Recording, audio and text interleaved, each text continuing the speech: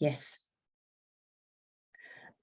And for Frank, there were 3 persons that so far shared their background, and it seems that mainly they are different kind of therapists that would like to bring the embodiment, the somatic working into their practice, that there is a need for it.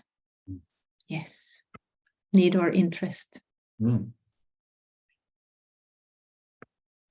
The floor is yours, Frank. Welcome. Okay. Great. Thank you very for much. being here with us. Yeah, thank you. Thank you for the invitation. So,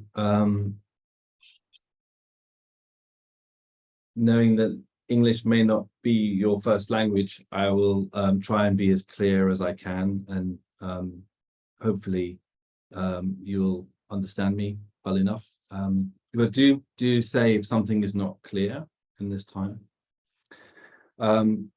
Yeah, I'm really glad to be here to share a bit of my journey as a therapist who's made this transition from being primarily a talk therapist into a therapist who works very much with the body in an integration. I've been a psychotherapist for 17 years. And I would say for the last 7 years, I've been making this shift. Actually, maybe longer. Yeah, 8 years perhaps, making this shift into working more with embodiment. I'll talk a little bit in a moment about what I understand embodiment to be and how I work with it. At some moment in this webinar, we'll be also doing an attunement where I'll be inviting you to direct your attention, to direct your awareness inwards. So we'll have a bit of time to do that, to do some tracking of what you notice happening in your nervous systems as you bring your awareness inwards. So we'll be doing a little bit of experiential in this session. We're also going to have a lot of time for questions, because this is it's kind of going to be an open forum for your curiosities and questions, and hopefully I can answer them all, or some of them at least. And then if there are no questions, it may be that we will also, the 3 of us, Alea and Marielle, we may also go into more of a conversation around some of the things that have come up. So we have a loose structure for this next hour and a half, but we're also really open, I think, to be diverted by what you bring, if you have specific thoughts or things you'd like to know about. This webinar is also, as I understand it, a kind of precursor to the new SE training, which is coming to Finland, which is really exciting. As someone who I have been working with SE since 2012, it's really great to see how somatic work is really moving outwards.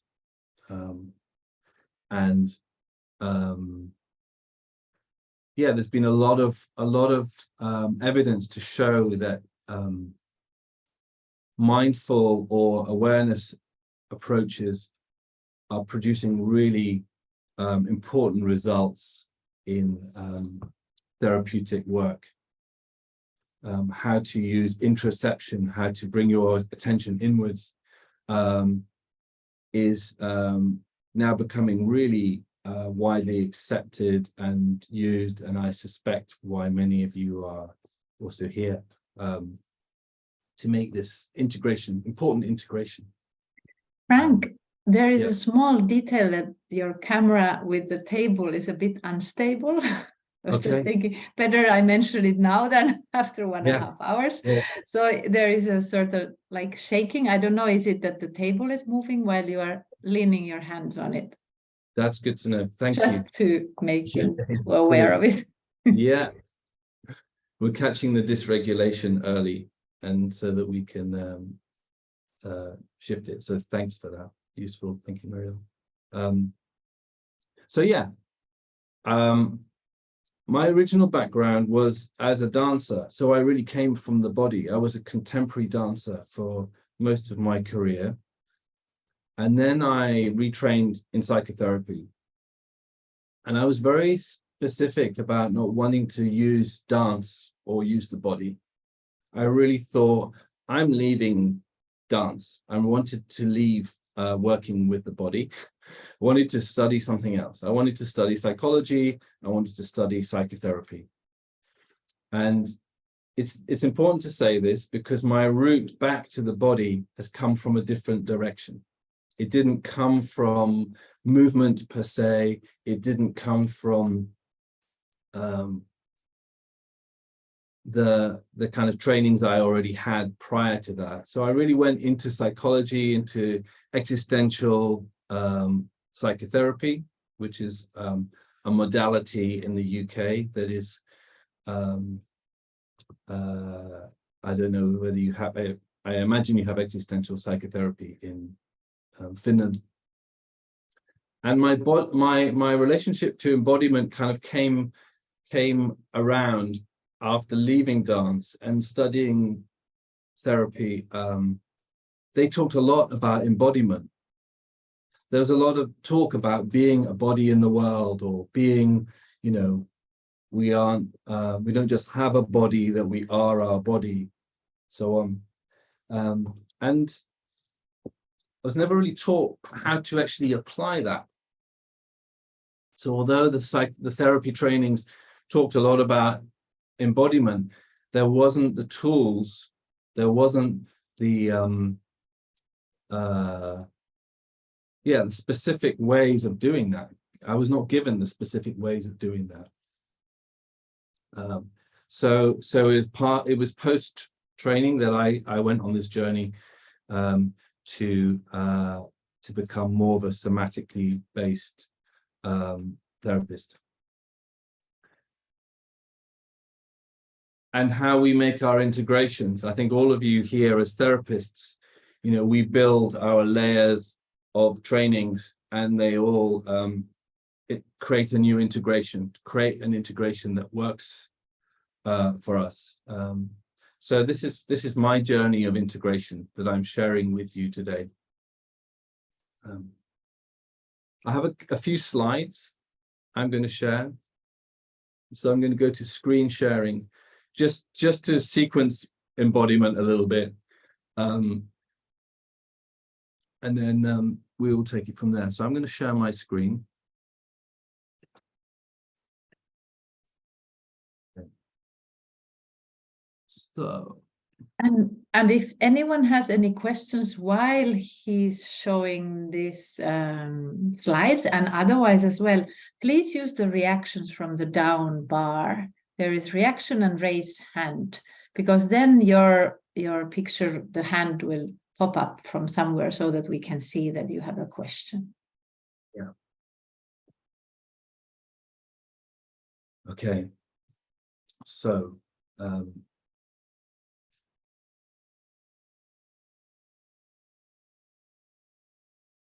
embodiment. We're all here today on Zoom, but we are also here in our embodiment. You're in your homes or in your offices. So just be aware, and just inviting yourself just to check in with yourself before I start this. That very often we leave our sense of embodiment when we go into more mental or more cognitive kind of spaces. So already, even just in this moment, just inviting you just to notice how you're supported by the ground, how you're supported by your seat. Notice already what happens in you when you're either trying to understand what I'm saying, or whether it's English, or follow my story. Just kind of be aware of yourselves in this process. because this is what we're talking about today. So, something you most likely already know and understand, top-down processes versus bottom-up processes.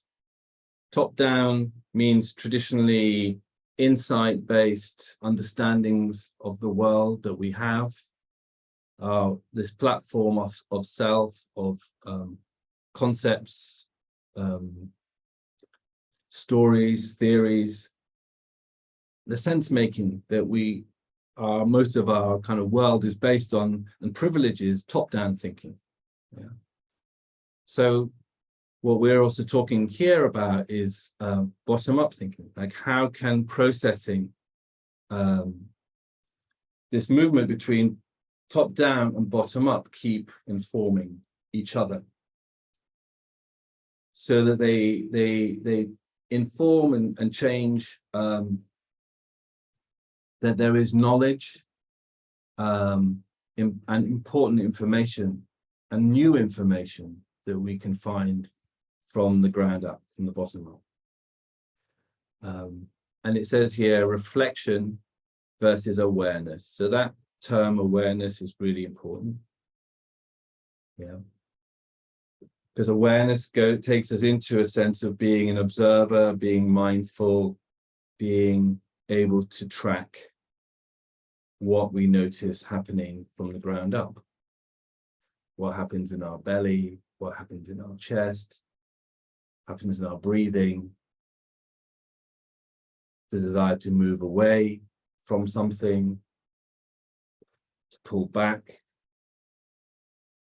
All these kind of small micro pieces of information that a bottom-up approach starts to give more value to, gives you a frame in which to work with and to understand. So this means expanding talk therapy into awareness and talk therapy. Yeah. So how can I be talking to you right now and also stay in contact with my own embodiment? How can I shift back into my center, notice the kind of constriction that's happening as I'm in this situation, presenting to you? How do I converse and track my own experience from the body's point of view, as well as the cognition and sense making that I want to share based on the slides and the talk I'm giving today.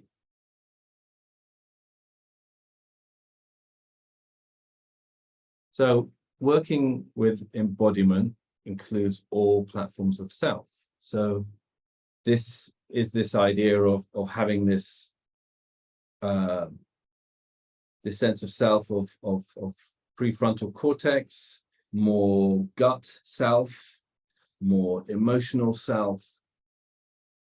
And these platforms of self happen at the same time.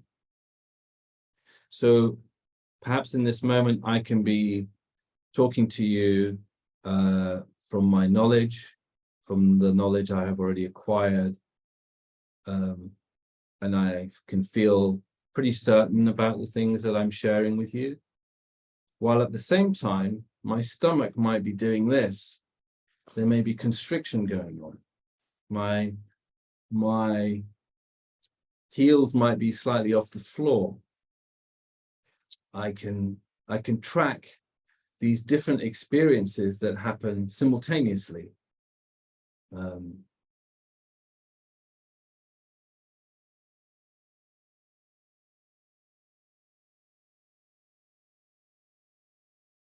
So sense making and meaning arise in both directions.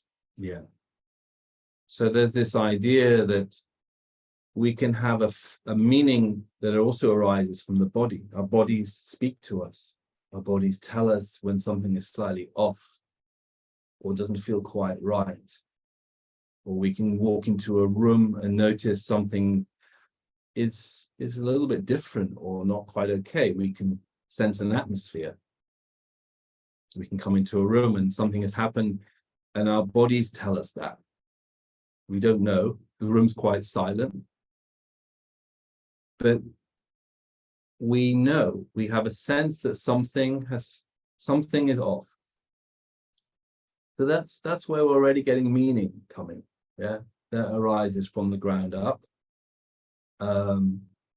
as well as this idea that meaning making can happen from our knowledge of a situation that we already have mapped or is already pre-given, is already known by us. We are all in constant dialogue with our physicalities. So that's what I was illustrating earlier when I was saying, as I'm speaking to you, I'm also noticing these other states, these other platforms of self, having their own information, producing their own information to me. And then there's this idea also that we can be in more or less connection to ourselves. That embodiment also means disembodiment. We can be shut down. We can be out of connection or dissociated or not feel. So that's another question around connection to self, this non-connection to self. And learning to work with that and make sense of that is also part of the work. And it says we have different ways of reading, interpreting the information that we notice. So reading and interpreting is, of course, sense making, is how do we make sense of what's happening? Do we make sense of what's happening because of the stories we've already told ourselves, or the way the pattern keeps getting repeated in ourselves? That we can have our identities can start to form through the constant readings that we have of these multiple platforms of self. And we know that those readings can become distortions. Yeah. So if we're talking about a dysregulated physiology, the reading of that physiology may start to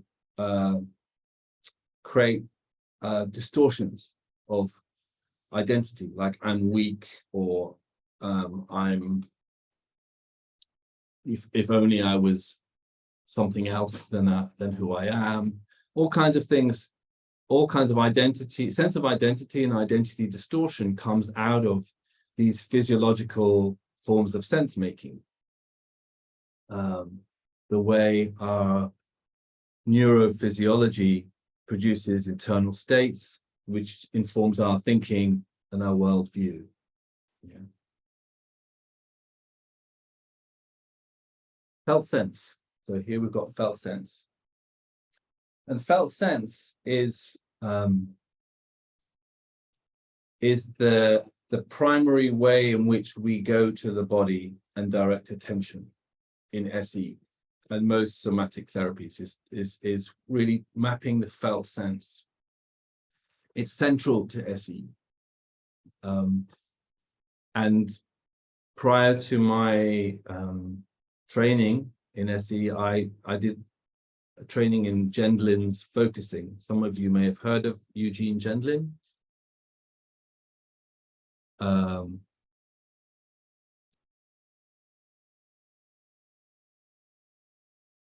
Eugene Gendlin, he wrote an important book in around 1969, 1970 called Focusing, where he talks about this idea of the felt sense, which he says everyone does, everyone has. It's a naturalistic experience of bodily knowing. And this felt sense is what Peter Levine took into SE.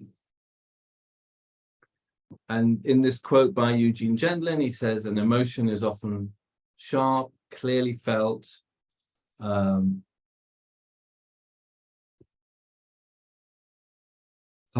with a handy label, you can describe it, anger, fear, love, and so on. But he says a felt sense is larger and more complicated, and is always unclear. And it almost never comes with a convenient label. So what we're talking about here is when we go to the body, we don't have the immediacy of these labels that maybe emotion might have. Yeah. So often in psychotherapy, we might say, how does it make you feel? You know, that is often, in many talk therapies, that can often be one of the primary ways of connecting to the body, is by looking for emotion and feeling. Now, in a somatic therapy, we're going into this larger, more complicated, almost unclear territory that doesn't come with a convenient label, as Eugene Gendlin says. Yeah, it comes with complexity. There's kind of tightness, there's knots, there's energy, there's implied movement. There are all these different kind of qualities that need teasing apart. They need a process of differentiation. So felt sense takes us to the territory where we can direct our attention.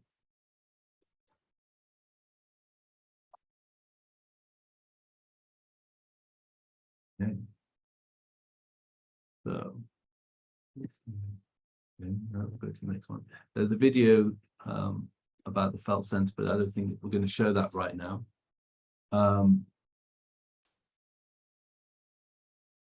Yeah. So just to say, Eugene Gendlin, he worked with Carl Rogers in the 1960s. He discovered that he did lots of studies of what makes therapy work, what is good therapy. And he discovered that the clients that made the most change were clients that were able to be in a relationship with their felt sense. He said that was the key to the shifts and the unlocking and the processing came about through the awareness of the client to their felt sense and the ability of the client to be able to do this untangling, to be able to stay with the intensity of something and explore it in this different way. So that was a really important study, that it was the way you were an observer and alongside your process and with your process that produced better therapy outcomes.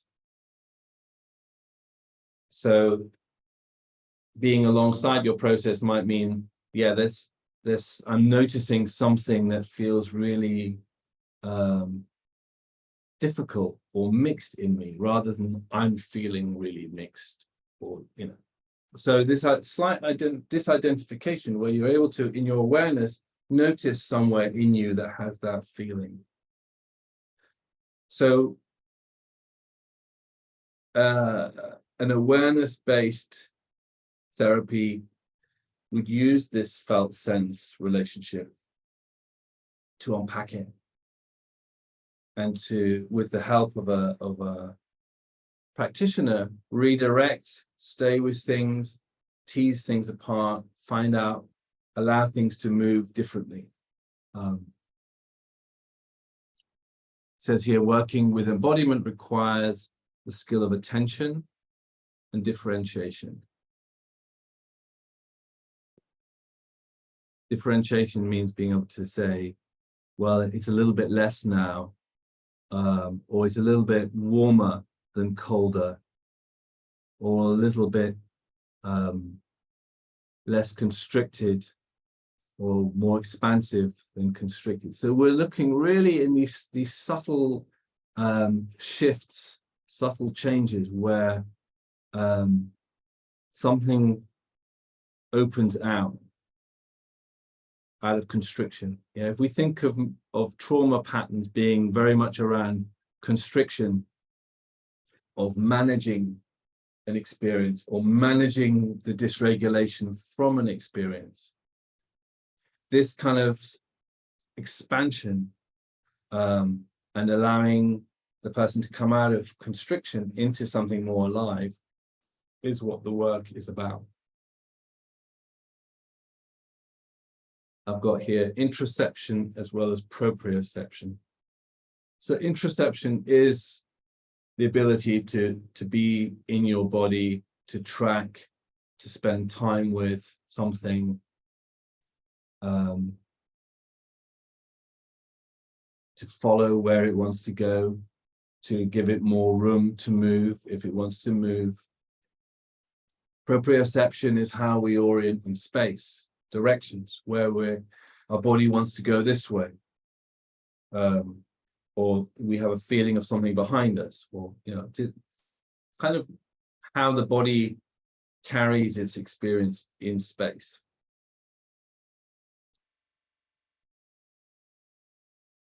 This is these skills, what we apply as body-oriented therapists, teach our clients.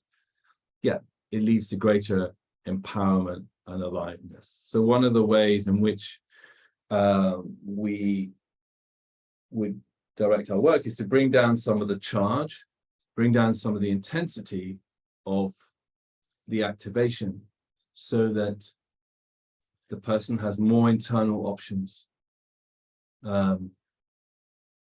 And coming out of constriction means you have more options. You don't have to just do this to maintain a certain level of coherence in your system. And aliveness, that we know that aliveness is also something that disappears when we've been through trauma, and we've been through experiences that have continue to act upon ourselves. Learning to feel pleasure as well as learning to tolerate discomfort is also the work of a somatic therapist, teaching the clients that safety is a safe thing to feel, because sometimes safety means more vulnerability.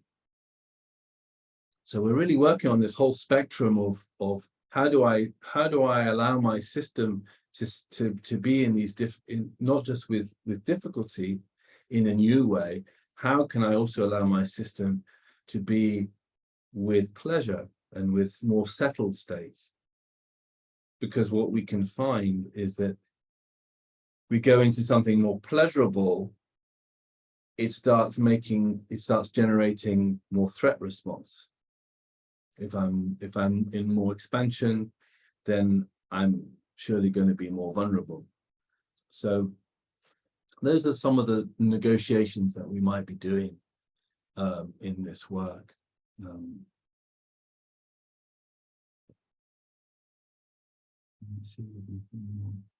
Yeah. In SE, we learn about the way the aliveness gets stuck, and we learn how to return to fuller sense of self from a neurophysiological perspective. And I think that's the broad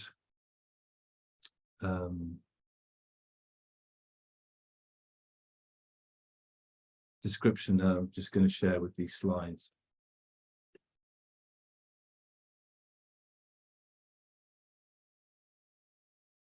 Thanks, Frank. So yeah, the idea was to give a little bit of a common ground for everybody, and what we understand and what Frank understands by embodiment, the felt sense, which is really a core concept in SE. And yeah, now from here we can take it to many directions. So if you have questions, thoughts, please feel free to raise your hand or type in the chat. In the meanwhile, if I remember correctly, you've been 17 years a psychotherapist and sort of 7-8 years integrating SE. So what or how has your therapeutic work changed? What kind of has been perhaps the most sort of noticeable change in your work in after you started integrating SE or the somatic approaches? Yeah, I think I make more invitations now for people to notice, like they may be telling me something, and I might make a lot more interventions saying, oh, can we pull over and hang out with this a little bit? Like you're on the motorway, can we pull over onto a lay-by and stay with what's going on as you're telling me about this? Or, so I make quite much more direct invitation to not just staying with the content of what they're telling me, but with the what's happening as they're telling me. So typically that might be people close their eyes. We might slow down a bit. So they might be talking, and I might say, okay, so how about we spend a bit of time? So I'm really trying to bring them into a slightly different mode of talking that is slower, that it has more spaciousness, that brings them a little bit more into a kind of thicker, felt sensey environment. So that's one of the primary differences, I would say, in my therapy. We talk, we then hang out with something, we come back, we may hang out again. So there's a kind of zigzag between symbolizing, between talking about something and talking from the experience, talking about the experience. Yeah, so we're back into this top down, bottom up. So talking from, as I'm talking from it, I'm noticing this happening. I'm noticing some excitement happening. I may be noticing some freeze down one side of my body. Yeah, these are all the kind of things that talking from starts to open up for the client. So we have our general content of what they're bringing, but as we're talking from the content, or the content stimulates the nervous system, we start getting all these physiological pieces of information. So then I'm making more space for that in my therapy. And I'll say a couple more things before maybe the next question. And then there's something also about being less sitting in the chair. I might say, how about we stand up for a moment? How about we, what is your body, what should we look around the room a little bit? I might be working more actively with polyvagal theory, which I imagine many of you know about, like working with actively using orienting to find safety in the space, or to bring people more back into the here and now. So I'm kind of moving between different modes, and I think that's probably what's changed the most. Previously, my mode was more like this: we keep going, we follow, we unpack, we stay with, we wonder. Now there are quite different modes that my therapy starts to include, and that's quite liberating as a practitioner, especially when you're trained within an orthodoxy and start to bring in other integrations.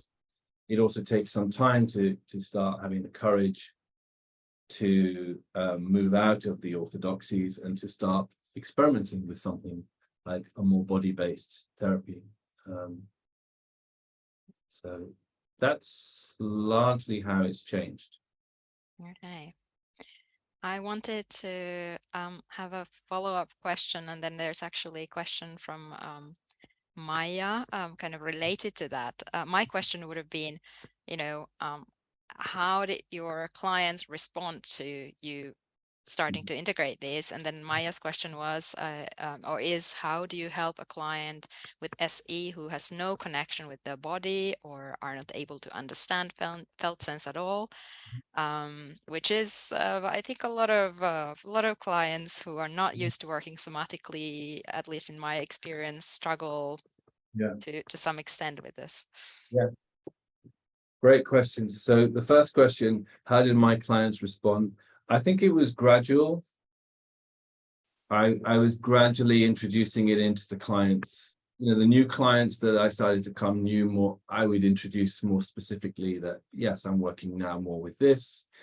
But the other clients, I would say, how would it be if we, when you're telling me about this, we stayed with this? So really using invitational language to make a shift. Perhaps it was easier with some clients than others. Some clients maybe just really stayed on the cognitive highway.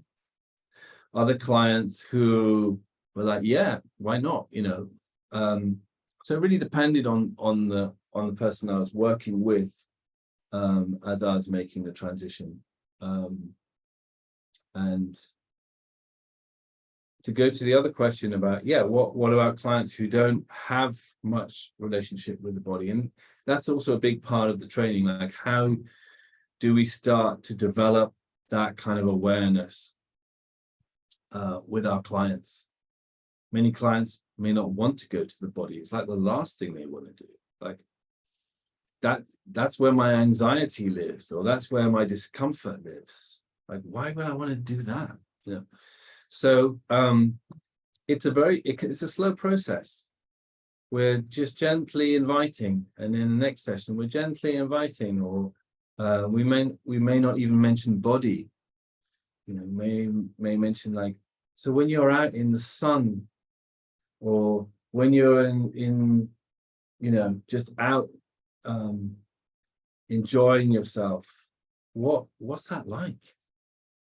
And it's, oh, it feels really good. What? And when you say it feels really good, well, how do you know that? Well, I just feel lighter, or I just feel, oh, okay. So we're already starting to hopefully very slowly,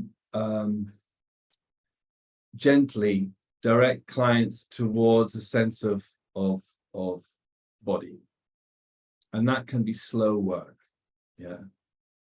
I often go to grounding, because that's a very foundational sense of embodiment, where we can say, okay, let's just take a moment to land here right now. Let's just feel your legs, feel the chair, feel if you're, you know, just take this moment to and going to grounding is often one of the least it's often one of the easier things that people can do. You know, take a moment to sit in your chair, take a moment to land. You've just come up the stairs here, you've just come from a busy day. How about you just take a moment just to settle? So all these kind of small invitations hopefully will start to build up an awareness for your clients that that's where you would like to invite their attention to go to. And we're skilling people to differentiate and to notice. It's not just that they'll go there and they can go there. It's slow. So we're hopefully also inviting their curiosity. So what, you know, like what are you noticing? There's something, looks like something's happening here as you're telling me this.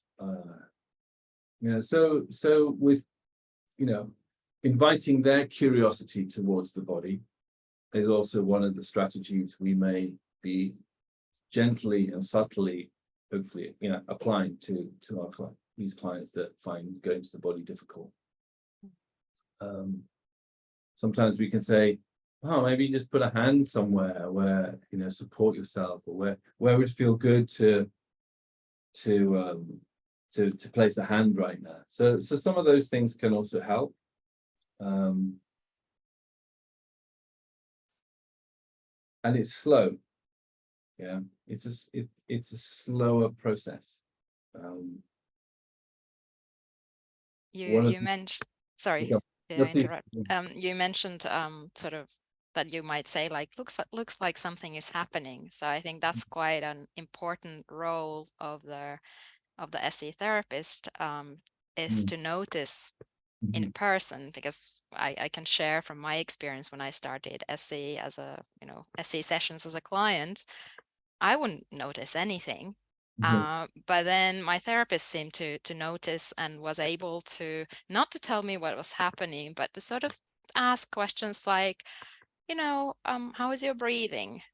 And then when I paid attention, I was like, yeah, actually, like I was hyperventilating, or at times, the breathing was more calm. So when the good therapist notices shifts also in the client and invites the client's attention, that can help to the client to start noticing.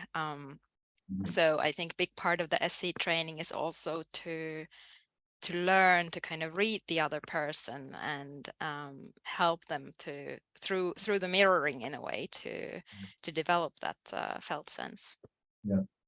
Yeah, and how you're saying that, Leah, is absolutely right. Like it's done in this very curious, open way, so we don't become interpreters of the person's experience. Like they're having their experience, but we're saying, oh, I'm noticing something has changed. What are you noticing? Or how are you noticing that change? So we're always giving them the dignity of owning their experience.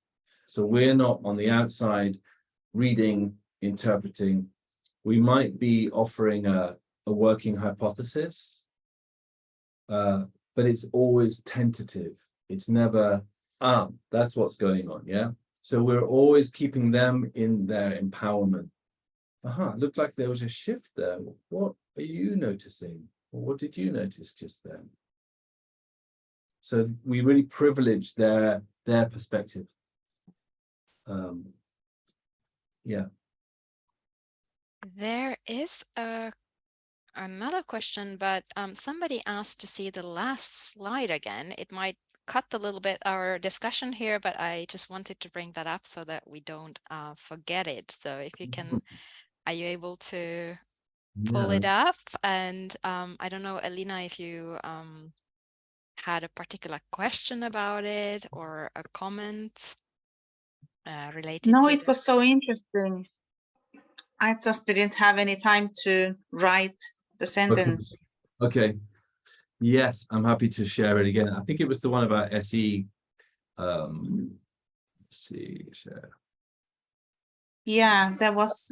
Yeah, it was.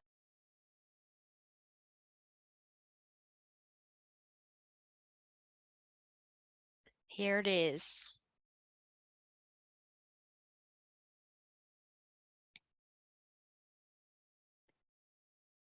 Yeah, what I've been learning through essay is that you cannot suppress sort of just the sort of the bad emotions,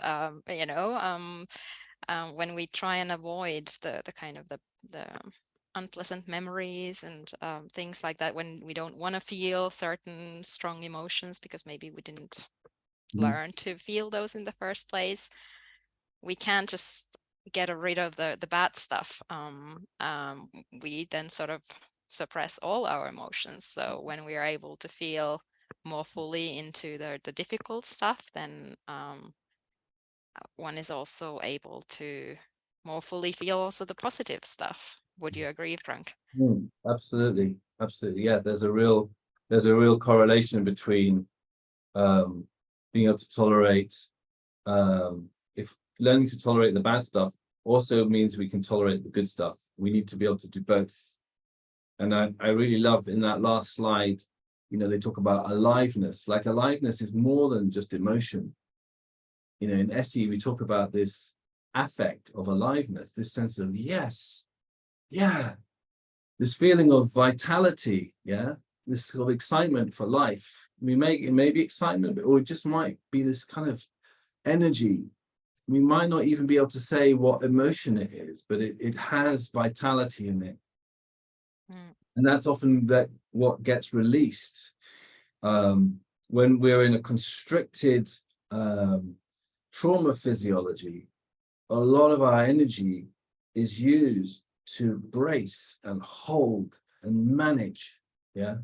So when we're able to loosen the trauma physiology, when we're able to loosen the bracing, we suddenly have all this other energy available to us that we can follow these other options, other internal options. We can let life move through us. We can let aliveness move through us. So for me, I think that's one of the most beautiful things, this kind of fuller sense that can come when we come out of constriction, come out of those highly charged patterns. And you're a wonderful example, Frank, just now about embodiment, talking about aliveness. You know, at least to me, you look very alive. Yeah, well, thank you. Yeah, I mean, I think we can track that, you know. I'm sure all of you can track that when you talk about something that has meaning for you or has value for you, or, you know, lights your fire, basically. You can track that. You can track that. You know, it's something that happens in the chest, something that happens in the belly, happens in the spine and the eyes. Or, yeah. Somehow related to this, I have a question that is related to work as a therapist. So how do you see the importance of the inner work that the therapist has done with his or her body to be able to guide the person into the world of aliveness? Yeah. How do you see that happening? Yeah. I mean, I know that, you know, being deeply connected to yourself with another person takes work, is a practice. Yeah. And the more you as a practitioner can be connected to yourself, the more they are able potentially to be connected to themselves. Like, if we think about human beings as interactions, and our presence and how we bring ourselves is already an intervention. Yeah. Even before all our tools and our skills and our knowledge, we're also fundamentally bringing a sense of self. And this sense of self, hopefully quite aligned, quite grounded. You know, for example, now I'm aware during this session with you, I'm also directing my feet downwards a bit.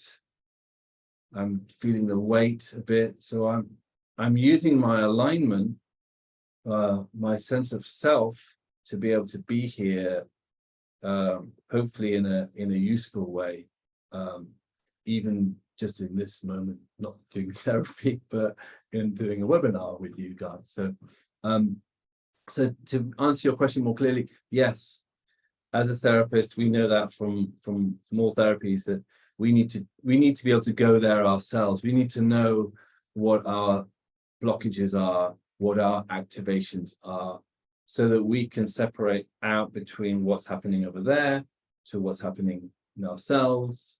How much is it the resonance that it resonates with our own experience? What is our own container like? Have we been able to expand our own container enough to hold the charge of our own experience, never mind include somebody else's experience? So that's a big part of the learning. The skill comes from your own tracking, working with your own felt sense as you're with a client, but also in your own, in your own journey, your own somatic journey as clients, that as part of the training, you will also be doing personal sessions. You will also be doing practice sessions where you bring yourselves to your nervous system. You lend your nervous systems for your learning. And so while an SE training isn't a therapy process, isn't a process for you to do therapy in, you will be bringing yourselves to the learning. And bringing yourselves to the learning means you'll be set tasks where, you know, in small amounts, in very controlled, contained ways, where you'll just notice your patterns. You'll notice how you move over here away from something, or how you resource yourself, how you settle. So doing your own work is the way of learning the model.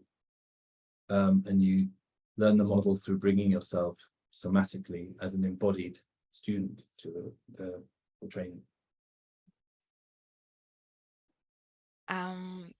There's a question. We'll have a couple of questions lined up. Great. First one is like what would you say to a client about the benefits of developing their better embodiment or felt sense? Like why would it be good for a client to kind of pay attention or practice that? So I think learning to manage the internal states is an incredible gift to people. Yeah. So often we get caught up in a meaning, thought, ruminating loop. And SE and working somatically allows us to work, to separate out and just work with the discrete parts of the experience. So I would say to a client, this is a great way of learning to regulate yourself. And you can go into situations and say, okay, yeah, my body is really afraid right now. I'll just support it while I'm in this situation. So you can work with discrete elements of the felt sense. You can just work with the fear and avoid the story. We suspend the story right now. Let's just work with what's happening in the chest, the fear in the belly, the constriction of the breath. Can you just stay there and host it? So we empower our clients and say, yeah, you get to be a host of your dysregulation in quite a different way.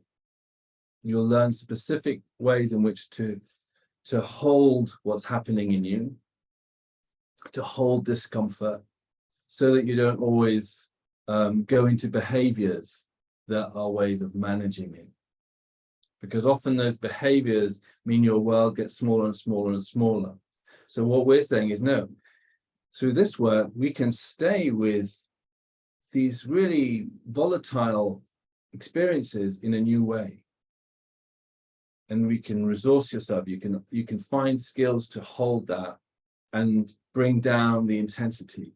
And over time, the intensity will move down. Like I had a client who, when her emotions came up,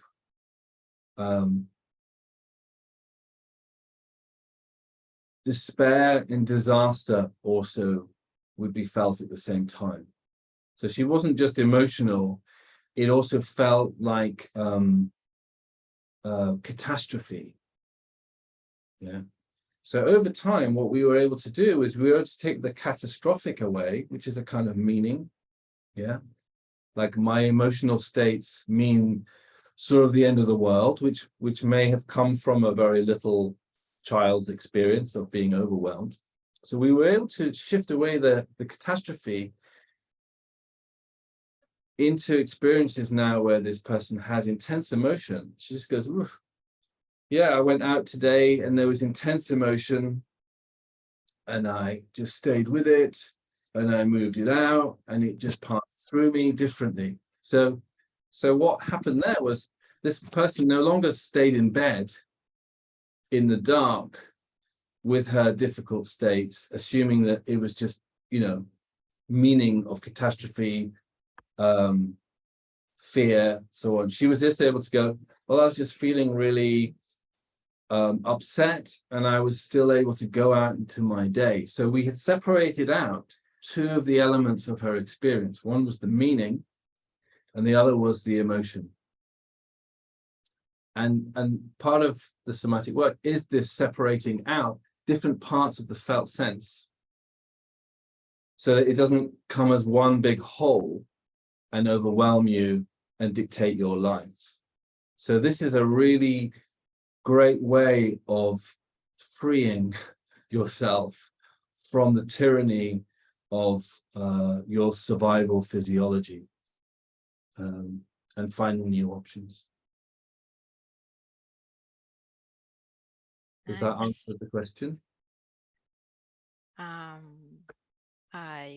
To me, it answers. If somebody wants to post a follow-up question, please do so.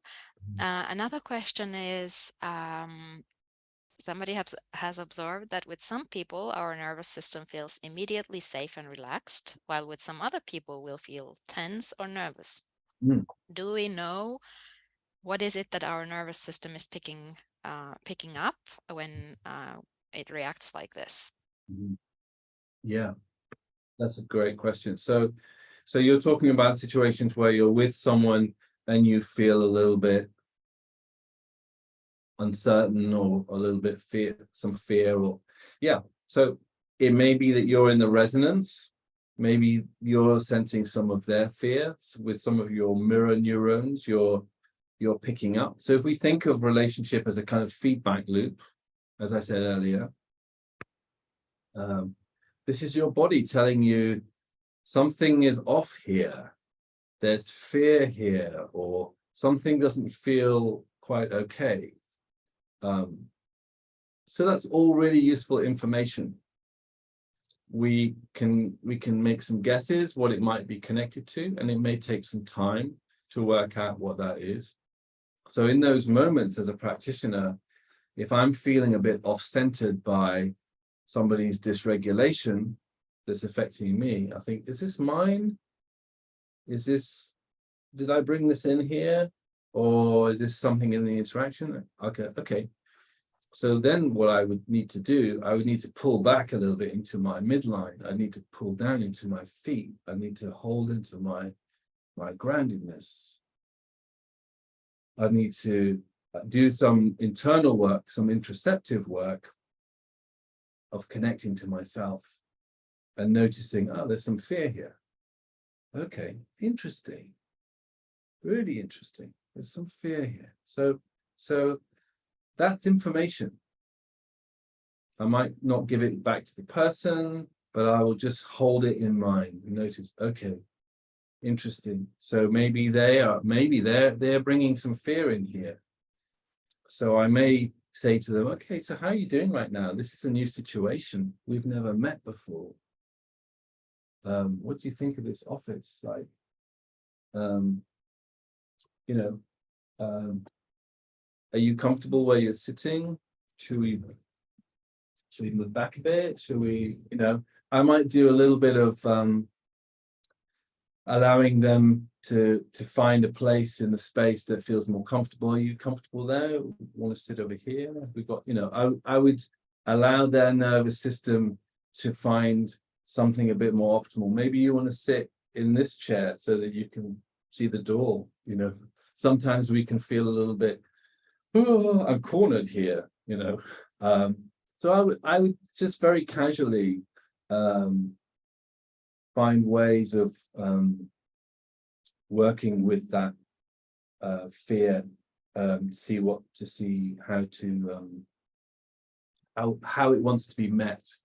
But primarily, I would want to sort of hold my center, connect to myself more deeply.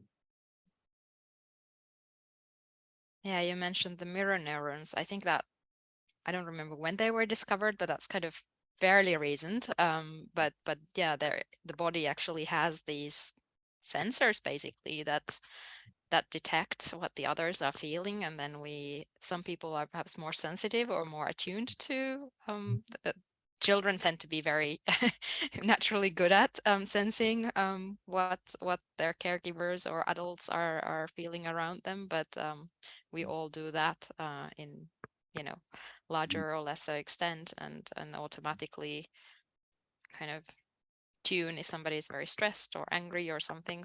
We do sense it, even if they try and sort of play cool or as if nothing happened, or yeah. And if we're talking about nervous systems that are highly vigilant, that are in survival physiology, there's a lot of vigilance, and then they meet you and you're a little bit anxious and you're a little bit unsettled and your energy is a little bit up here, you may start feeding into that hypervigilance. So that would be a good moment to go, okay, yeah, what do I need to do to land in myself, to be a good anchor here? What do I need to do to hold my alignment so I can allow this person and their nervous system to find some kind of settling, and to then start exploring ways to work with that hypervigilance without me being another part, another thing that activates it. So it's about therapist alignment.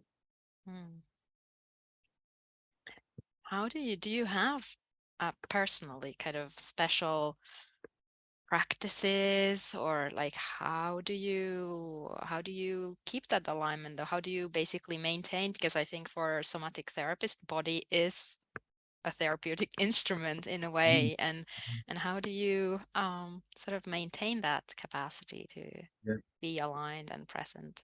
Yeah, I mean, I think I know from other SE faculty members like Kathy Kane, and a lot of somatic therapists talk about, you know, what is the work we need to do to sustain ourselves, to sustain our health, to sustain our groundedness. And we need to self-care. We need to do the work of having time out, of resourcing ourselves, of having done personal somatic therapy work, being able to use our bodies, to listen to our bodies, to find the anchoring, the groundedness, to slow ourselves down, to find our center. Doesn't help if we're really off center and we're off our spine and we're really wanting to help somebody. It's like catching yourself and going, okay, I might need to just pull back into my centeredness here. Am I working too hard? Am I off center? You know, so those are quite literal ways in which we can, you know, not just, you know, that's a very physical way of returning to alignment. But alignment also means things like, you know, who and what sustains me. Who are the people and practices that sustain me. This is something that Kathy Kane will talk a lot about. She's a SE faculty member. Like, what are all the things that have helped me come here today that I can rest into?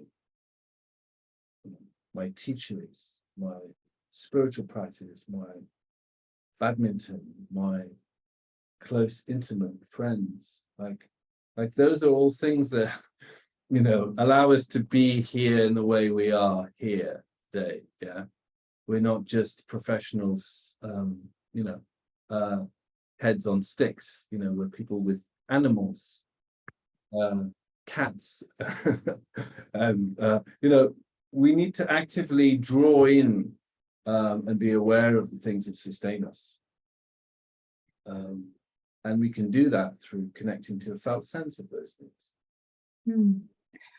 I would have a question. I don't know really how to formulate it, but I'm just curious about how you see the importance of connecting with other people as a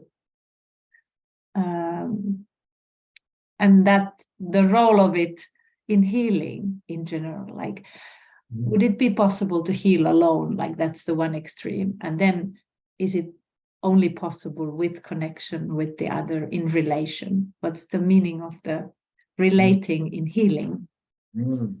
Yeah, wow. There's a big question. Yeah, I mean, I think we are, my understanding is that we are social beings, that we are always in relation. Even if we're on our own, we're sort of on our own in relation to the world, and connection is really important. We need connection to sustain us. We need these feedback loops. That we need kind eyes.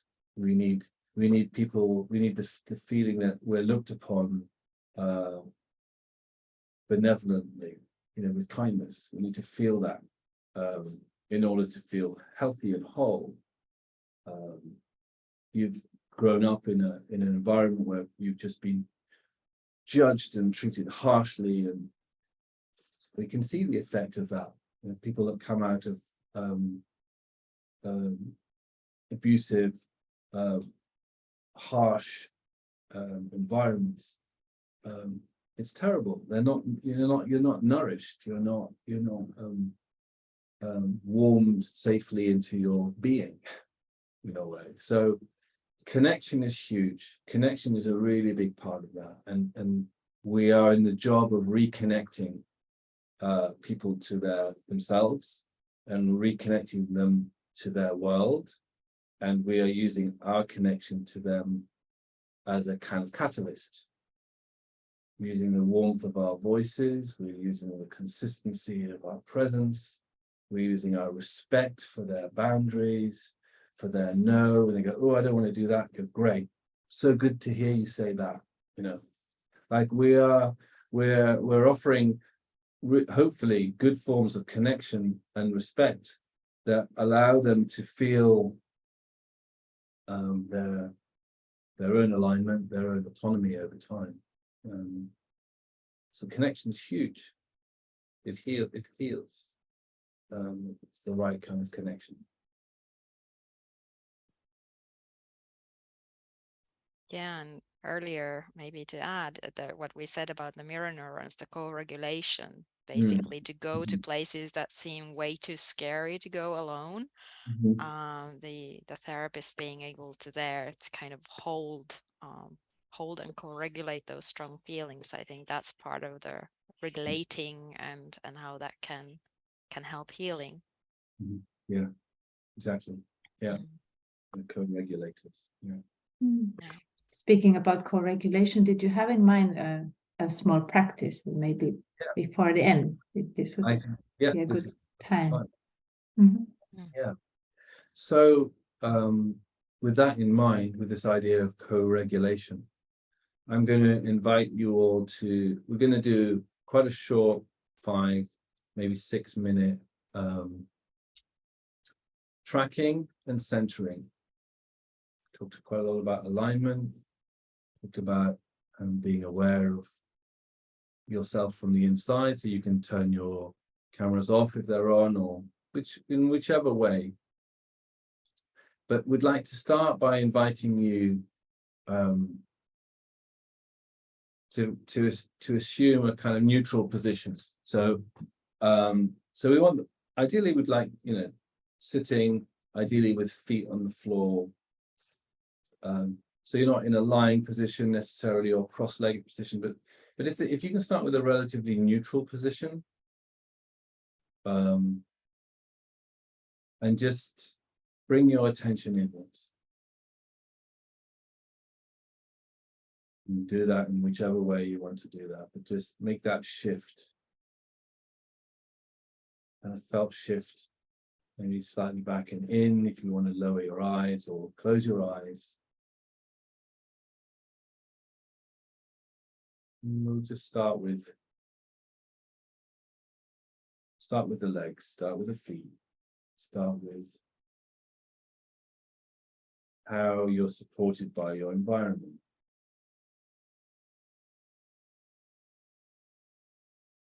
You heard me say earlier about grounding. in a very direct way of connecting to the body.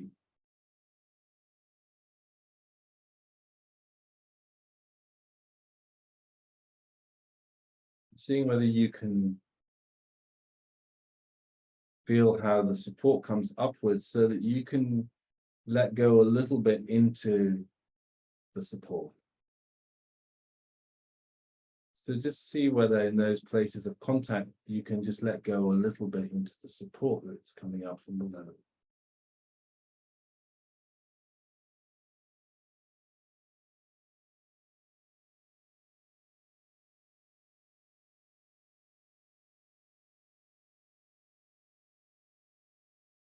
And as you do that, you might notice a bit of expansion or a bit of letting go in those places of contact.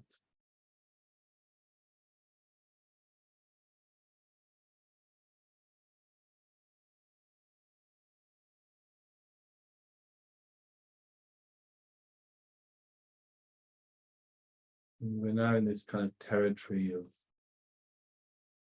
just observing sensation. Yeah, this is often the primary start, the way we would start, just observing sensation first. So the letting go, there's buzzing, some energy. Just notice how that is in the belly, in your guts.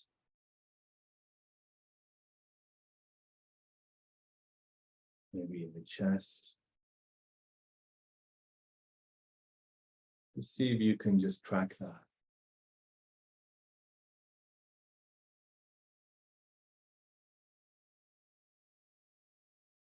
Sometimes when we go to the body in a vigilant way,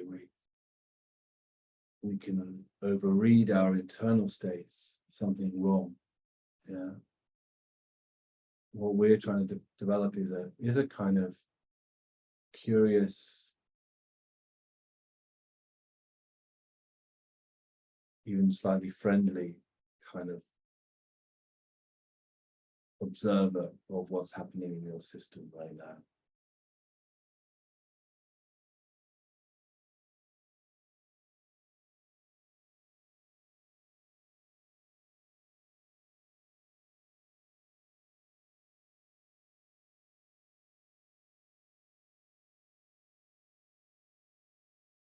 Inviting you to think about your own journey as therapists, wherever you are on your journey as therapists, and how it matters to you, or what's at stake for you in that.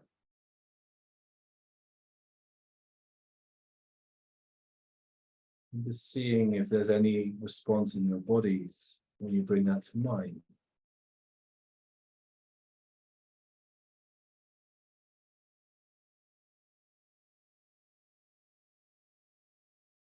Wherever you are, whether it's a kind of aliveness or constriction, or just notice how your body responds to this question you're putting to yourself of what is it for me to be studying more right now, or to want more knowledge.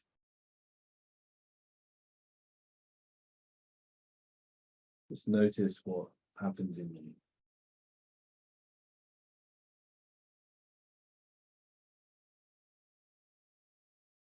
Maybe some emotion that comes up.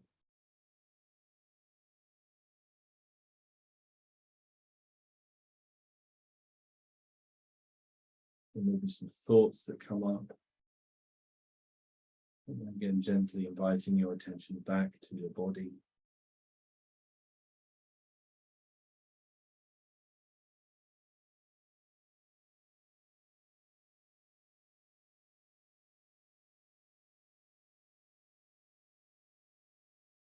We would assume that there's something meaningful about this for you. So just for yourselves, notice how that is, in whatever way you find that in you right now, knowing that it might change tomorrow or later. We're really welcoming the way your experiences of something is in you right now, in this moment, how it sits in you. So you can give it some space around.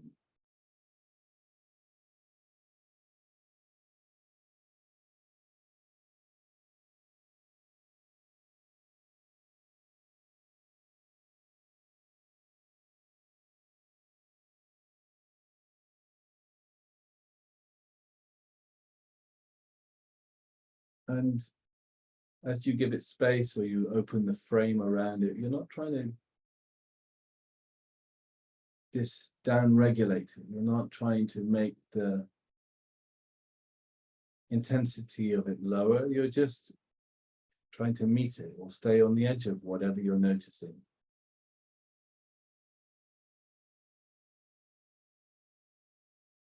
You're trying to meet your experience just the way it is. You haven't got an agenda to change it. You're just meeting it as how it shows up in you.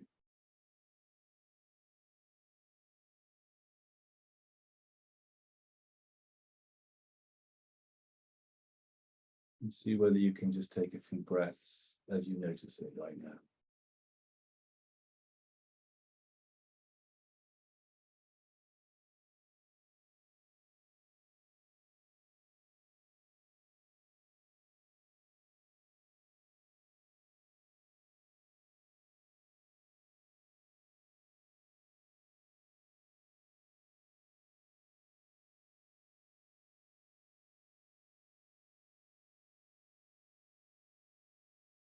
And notice there may be a part of you that wants to race, go faster, or wants to move off. Just again, welcome that.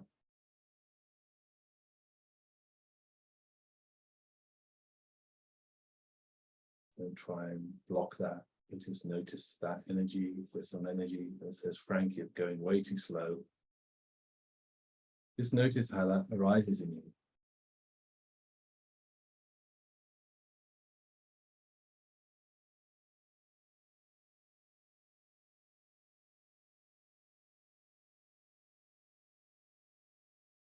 Now just going to make the shift back, reconnecting to your legs.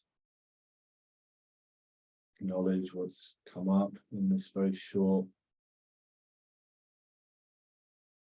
directing of attention to your internal interoceptive process. It's also one that you're having here with actually quite a lot of people, even if, and yeah, there's a whole lot of presences here. We're doing this all together, each of you in your own way.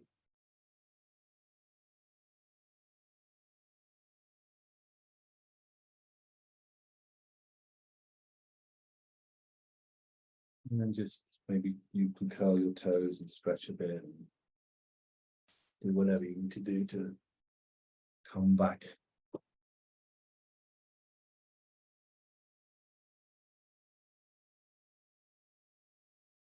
Moving my thighs, I'm moving my ankles a bit, and just mobilizing my joints a bit, just scratching. Yeah. Thank you, Frank. I think I just grew by one size.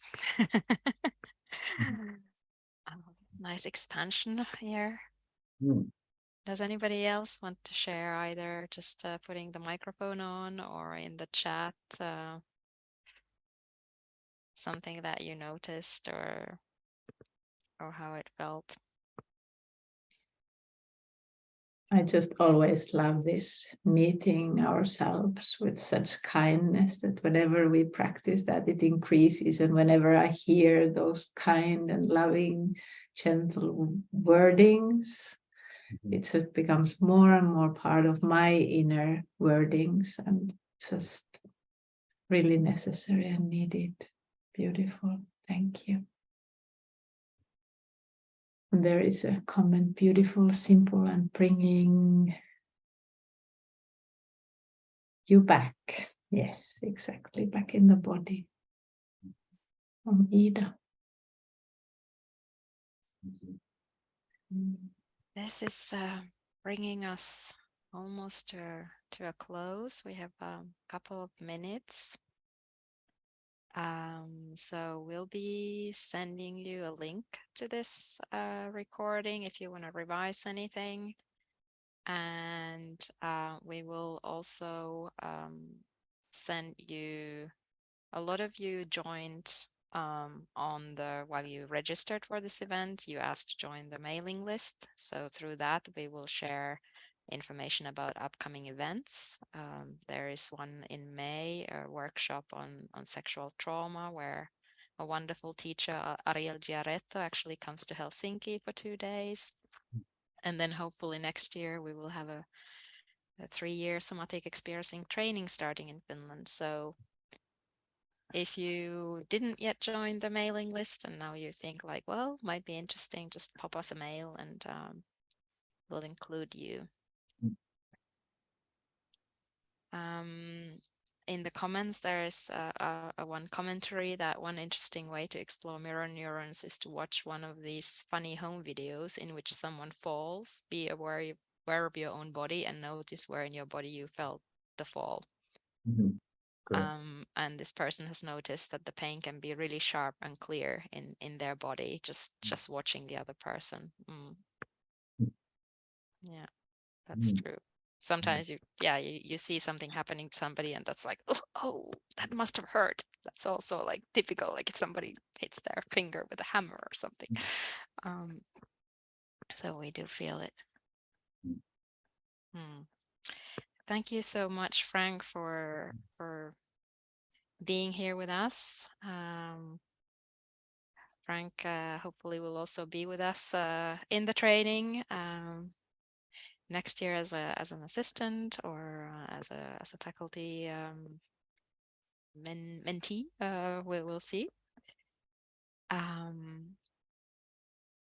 There are also some thanks in the chat to Frank and to the organizers.